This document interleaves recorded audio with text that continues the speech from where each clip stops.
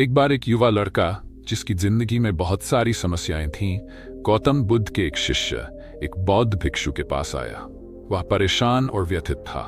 उसने भिक्षु से कहा, महात्मा, मेरी जिंदगी में कोई बड़ा दुख नहीं है।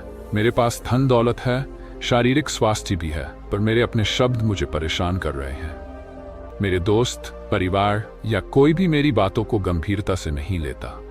मेरी सलाह को वे या तो मजाक में उड़ा देते हैं या बिल्कुल अनसुना कर देते हैं। कृपया मुझे बताएं, मेरे शब्दों में यह कमजोरी क्यों है? भिक्षु ने उसे बड़े ही शांत और स्नेहपूर्ण भाव से देखा और मुस्कुराते हुए कहा, तुम्हारे शब्द तुम्हारे व्यक्तित्व का आईना है। अगर उनका इस्तेमाल सही समय और सही परिस्थिति में किया जाए तो वे मधुर संगीत बन सकते हैं, लेकिन अगर उनका उपयोग गलत समय पर हो तो वे शोर बनकर रह जाते हैं। मैं तुम्हें 5 ऐसी परिस्थितियां बताऊंगा जहां चुप रहना ही तुम्हारी सबसे बड़ी ताकत होगी। भिक्षु ने कहा, पहली स्थिति वह होती है जब किसी विषय की बातचीत चल रही हो और तुम्हें उसकी जानकारी न हो। ऐसी स्थिति में कुछ बोलना, व्यर्थ में अपनी बुद्धिमत्ता का प्रदर्शन करना तुम्हारी प्रतिष्ठा को ठेस पहुंचाएगा। जरा सोचो, अगर कोई बीमार व्यक्ति अपनी बीमारी के बारे में बात कर रहा हो और तुम्हें उस विषय की कोई समझ न हो, फिर भी तुम उसे गलत सलाह दोगे, तो वह तुम्हें गंभीरता से क्यों लेगा? ऐसे समय पर सुनना सबसे महत्वपूर्ण होता है। सुनना भी एक कला है। जब तुम पूरे ध्यान से सुनते हो तो सामने वाले से एक सच्चा और गहरा संबंध बनता है। इसलिए जहां जानकारी न हो वहां मौन रहो। दूसरी जगह जहां तुम्हें चुप रहना चाहिए वह है भोजन करते समय। भिक्षु ने समझाया, बुद्ध और उनके शिष्य हमेशा मौन रहकर भोजन करते हैं।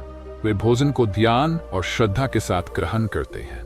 जब तुम चुप रहकर भोजन करते हो तो तुम्हारा शरीर उस भोजन को पूरी तरह से ग्रहण करता है।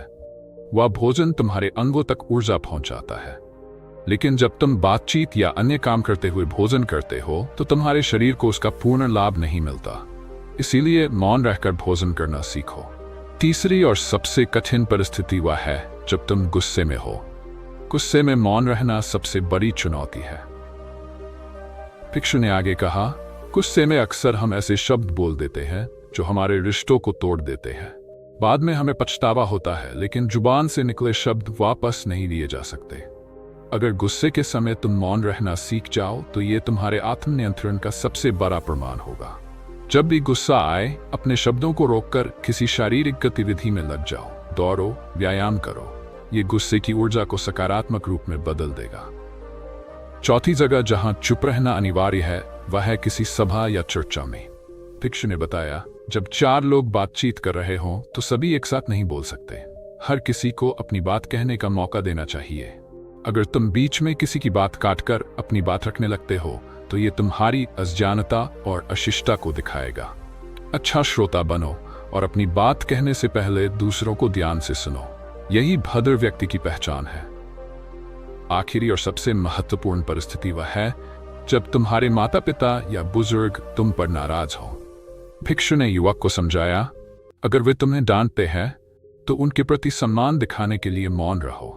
अगर तुम उनका प्रतिरोध करोगे तो उनका गुस्सा भले शांत हो जाए, लेकिन तुम्हारी कही हुई बातें उनके दिल में हमेशा के लिए एक चोट छोड़ जाएंगी।